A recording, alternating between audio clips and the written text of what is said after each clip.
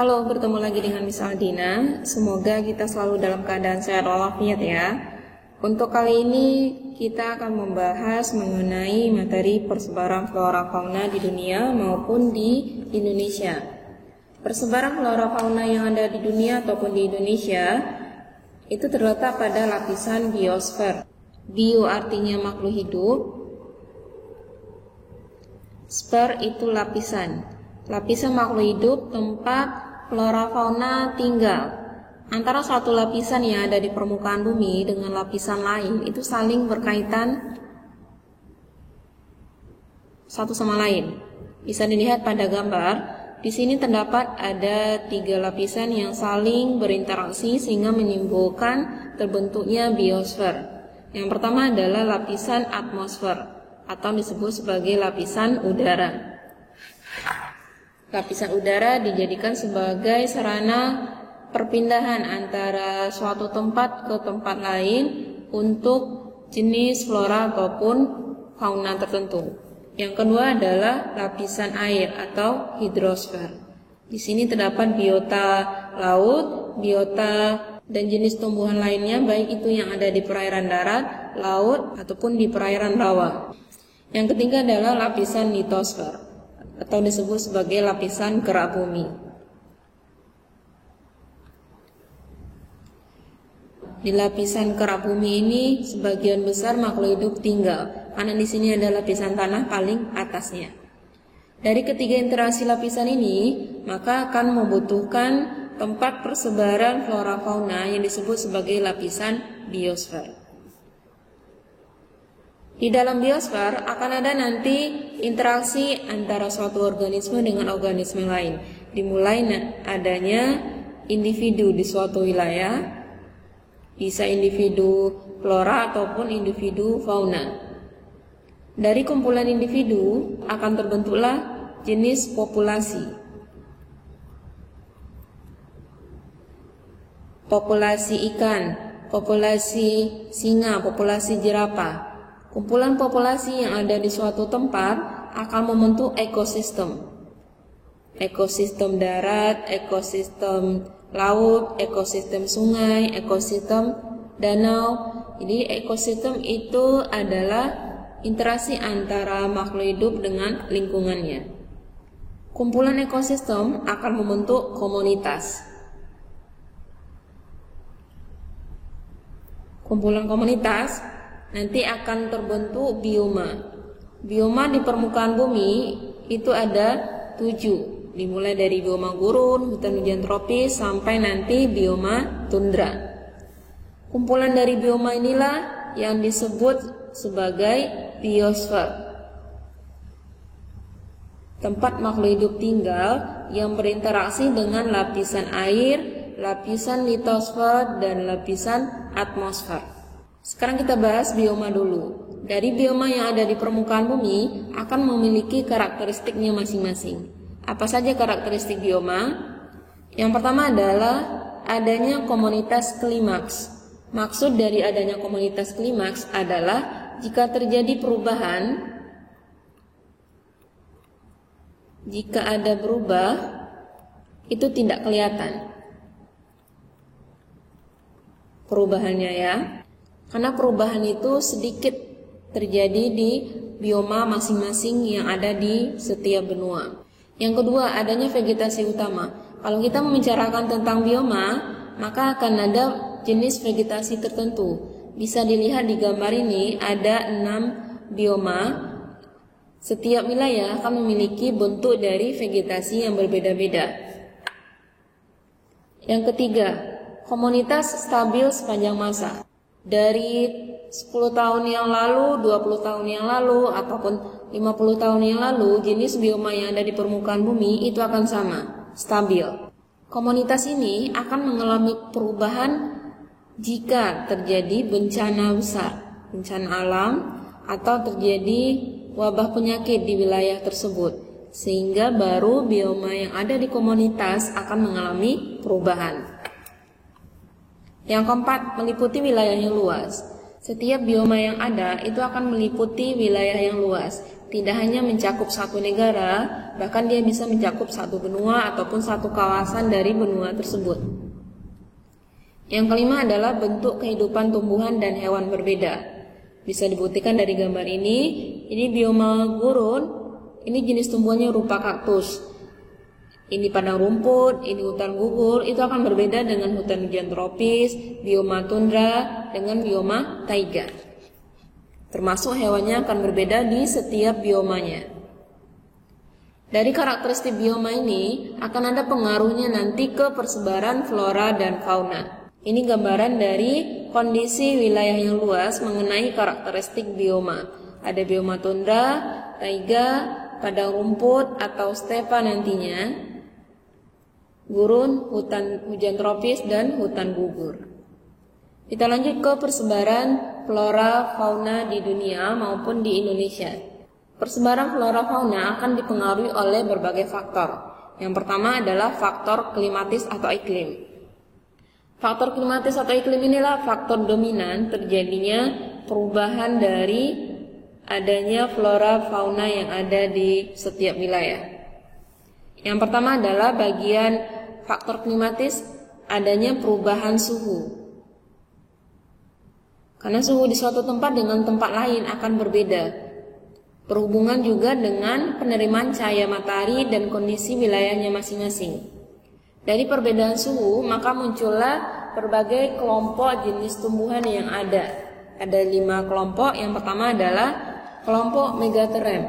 Kelompok megaterem ini jenis tumbuhan yang bisa hidup di wilayah yang suhu tinggi dan terdapat di wilayah tropis.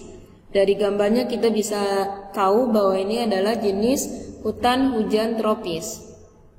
Yang kedua, tumbuhan xerophyta. Kalau tumbuhan xerophyta ini terdapat di suhu yang tinggi, tetapi curah hujannya rendah. Penguapannya yang tinggi, jenis tumbuhannya yang bisa hidup di kondisi air yang sedikit. Ini adalah kaktus yang terdapat di wilayah gurun. Yang ketiga adalah mesoterem. Tumbuhan ini akan mengalami gugur pada musim kemarau atau musim panas. Terdapat di wilayah sedang, iklim sedang. Yang keempat, tumbuhan mikroterem. Kalau tumbuhan mikroterem ini yang bisa mampu beradaptasi di wilayah dingin. Contohnya di Indonesia adalah berupa cemara ataupun pinus. Yang kelima, tumbuhan ekistoterem. Tumbuhan ekistoterem ini tumbuhan tertentu yang bisa hidup di iklim kutub. Di Indonesia, iklim kutub dekat dengan es itu ada di Puncak Jayawijaya. Pengaruh suhu akan mempengaruhi persebaran flora ataupun fauna. Yang kedua, faktor klimatis iklim adalah kelembaban udara. Kelembaban udara kandungan air yang ada di udara. Kandungan uap air ini akan berhubungan dengan suhu udara tadi. Semakin tinggi suhu udara, ini semakin banyak kandungan uap air yang ada di udara. Akan mempengaruhi juga dari kelompok jenis tumbuhan tertentu. Yang pertama adalah tumbuhan xerophyta. Adalah tumbuhan yang hidup di lingkungan yang kering atau gersang. Sama seperti tadi, itu contohnya adalah kaktus dan rumput yang terdapat di wilayah gurun atau pohon palem yang ada di wilayah Arab. Yang kedua adalah tumbuhan mesophyta yang bisa hidup di wilayah lembab. Ada anggrek, ada cendawan. Ini yang hidup di hutan hujan tropis.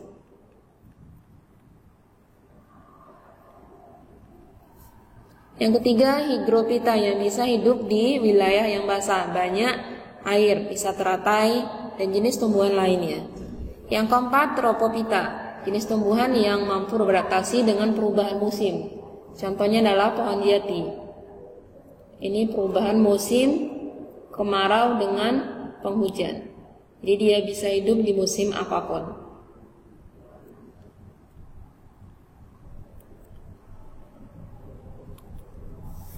Selanjutnya, faktor klimatis persebaran flora fauna adalah angin.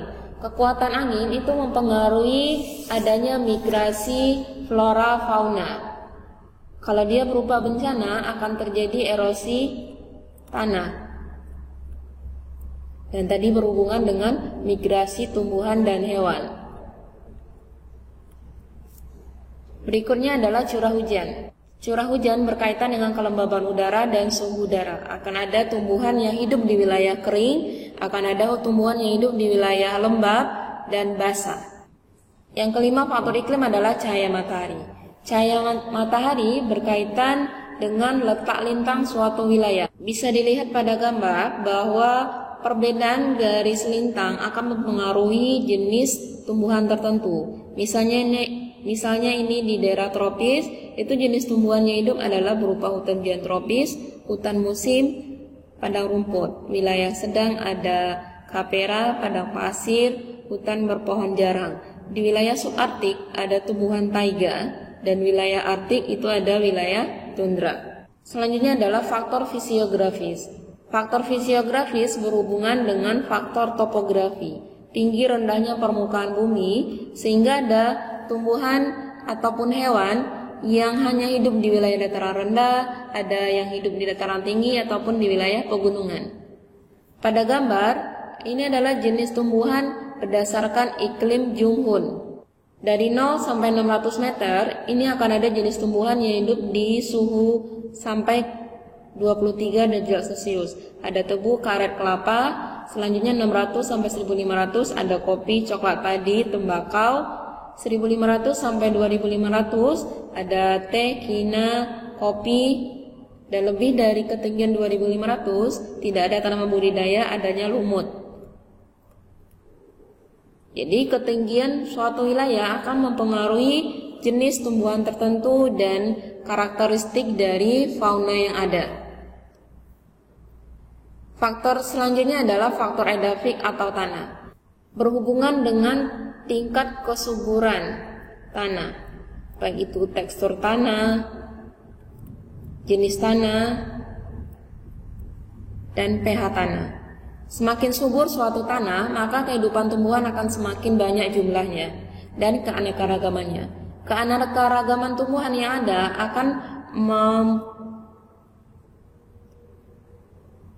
akan menciptakan keanekaragaman fauna juga di wilayah tertentu. Jadi berkaitan antara persebaran flora dengan persebaran fauna. Yang kelima adalah faktor biotik. Karena tumbuhan merupakan produsen untuk sumber makanan yang ada di permukaan bumi untuk tumbuhan, maka jumlah tumbuhan itu harus banyak.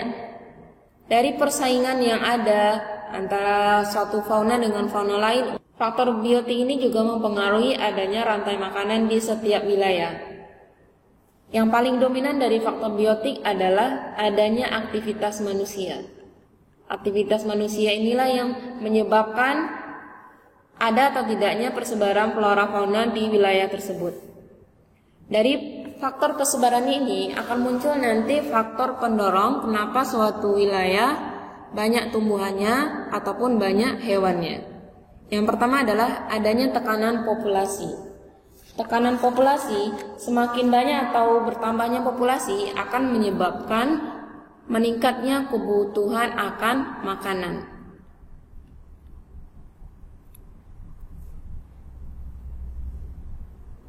Sehingga kalau di suatu wilayah sumber makanannya sudah sedikit, maka mereka akan berpindah ke tempat yang lain yang sumber makanannya lebih banyak. Yang kedua, perubahan habitat. Habitat adalah tempat tinggal makhluk hidup.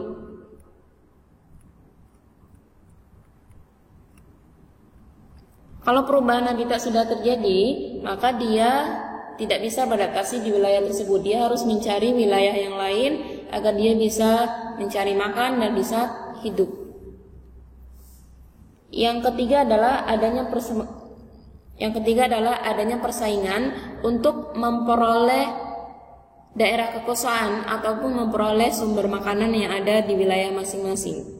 Dari ketiga faktor inilah yang mendorong adanya suatu wilayah itu banyak jenis tumbuhan ataupun hewan. Berikut sarana persebaran flora dan fauna. Maksud dari sarana persebaran flora fauna adalah media yang digunakan flora fauna dalam melakukan perjalanan ke suatu wilayah. Yang pertama contohnya adalah ini ada banteng liar yang ada di Afrika. Mereka pindah melalui aliran sungai. Yang kedua, melalui udara. Adanya kupu-kupu yang pindah dari Amerika Utara ke Meksiko pada musim dingin.